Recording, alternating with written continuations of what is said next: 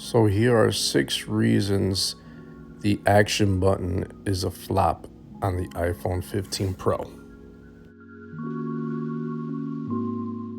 So the first reason the action button on the iPhone 15 Pro is a flop is because people were so used to using that section of the phone to silence the device. And people still look for that feature. And if you change it to any other function, then that whole thing is lost. You cannot use the phone for silence anymore. And that's a very important feature. We've had that feature since the first iPhone. And I think that's the reason, a big reason, why it has been a big flop for a lot of people. Next reason it's a flop, the action button cannot open any app that you have in your phone. That is just a stupid decision by Apple. There's no reason why they only give us 10 actions or modes for the action button. Even cheap Android phones could switch to any app you want and set it as the power button on Android. So there's no reason that the action button couldn't do the same. Next, I think that people were so used to just setting it on vibration or silent mode when they had the silent switch that they never even changed that or messed with that feature ever again. I think a lot of people assumed that the phone was always on silent and that's how it was, and simply forgot about that option to switch it back. So I think that a lot of people probably didn't even notice that this action button was there. And once they made it to silent, they never ever go back to changing it again. It's kind of like that feature was never really there for them because they never really used it.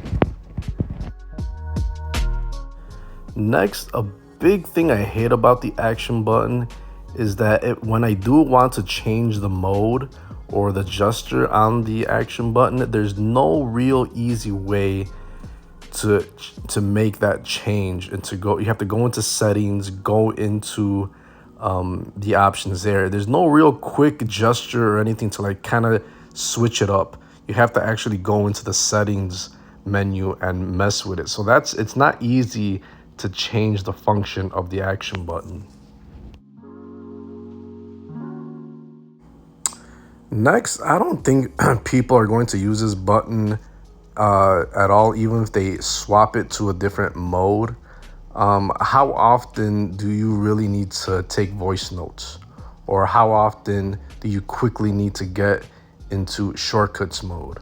Or vice versa.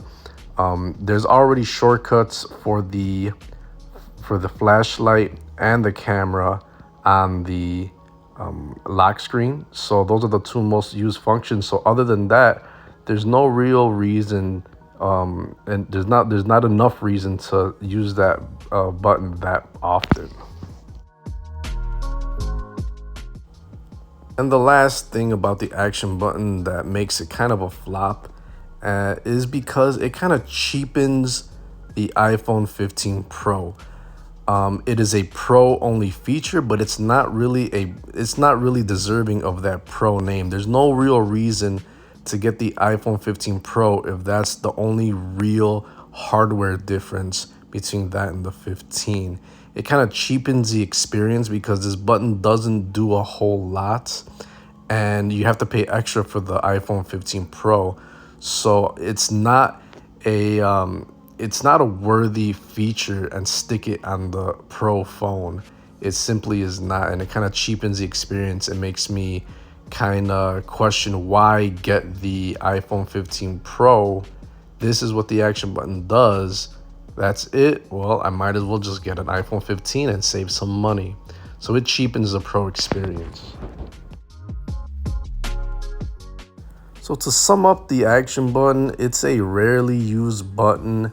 It doesn't do too much. A lot of people won't use it. They'll forget about it or simply be frustrated to use it because situations change all the time and you might even forget what mode you had it on. and you can't even open up any app like Android phones. It's simply a bad choice. It's not really a pro feature. I wouldn't be surprised if they scrap the action button maybe down the line. They're already thinking of changing it from a physical type of button to a capacitive. So they're already thinking of changing this action button. To me, it's not a super practical button because it doesn't give you all the options that you needed. So that's been my take on the action button so far, a couple of months after the launch of the iPhone 15 Pro.